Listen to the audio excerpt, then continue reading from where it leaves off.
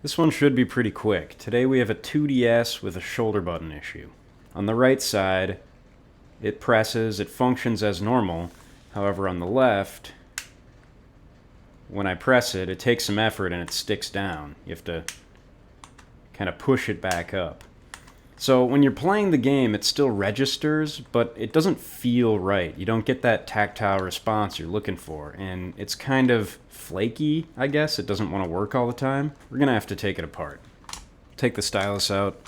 I don't know if I need to do that, but I'm going to. These screws, I believe, are JIS, which is a Japanese industry standard. If you're careful enough with a Phillips, you can do just fine. I'm using a 2mm Phillips here.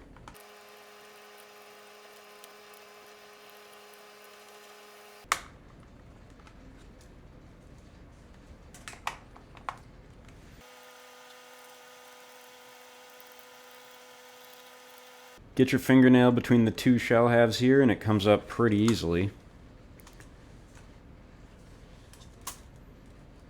Watch out for the ribbon cable there. There's a black latch that you can flip up, and that will allow you to more easily remove the ribbon and get that out of the way.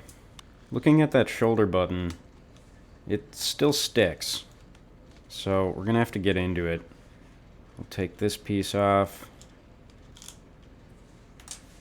And this slider, I think that's for the volume. It engages with this switch here. Move those aside. And try and figure out how to take this out. I'm more or less just lifting up. That came out.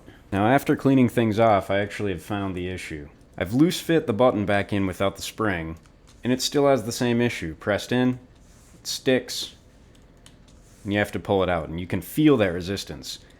Now, the reason I found that that's happening is because there's a broken piece, very hard to show due to the black color here, but on the shoulder button there's this broken piece of plastic. You can see it originated here and then kind of folded over. So I doubt that extra bit of plastic is critical. The best thing I can really do is just get this off, and the way I'll do that is simply by pulling it with my tweezers. There it goes. Let's try that loose fit again. There is no longer any resistance from up and down. So let's get that spring in and put it all back together. You can see the spring is aimed up a bit. We're just going to have to kind of finesse it in. If we were to remove the circuit board, we could do this more easily, but we don't want to take it that far. So we'll just kind of try and shove it in there. That spring is in now. It was a little tougher than I thought. I had to do it off camera to get a really close look, but that's how it is. For reassembly, we'll get this blue piece back on. Make sure this little slot aligns with the gray peg on the switch. Now this piece. Bringing the shell back in.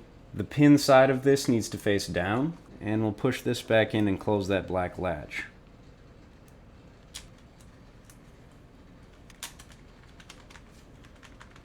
Shoulder buttons both feel good. We'll put in all the screws now.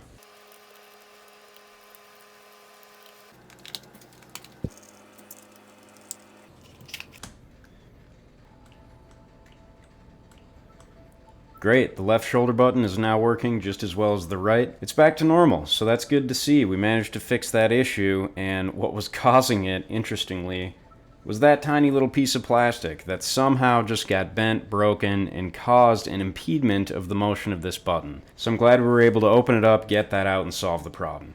Pretty simple at the end of the day. It didn't even have to clean anything off. I'm not sure how common this type of issue is, but hopefully this gave you some insight into fixing whatever problem you might have with your own unit or a similar handheld. I said I'd keep this short. That's all I've got. Thanks for watching, and have a good one.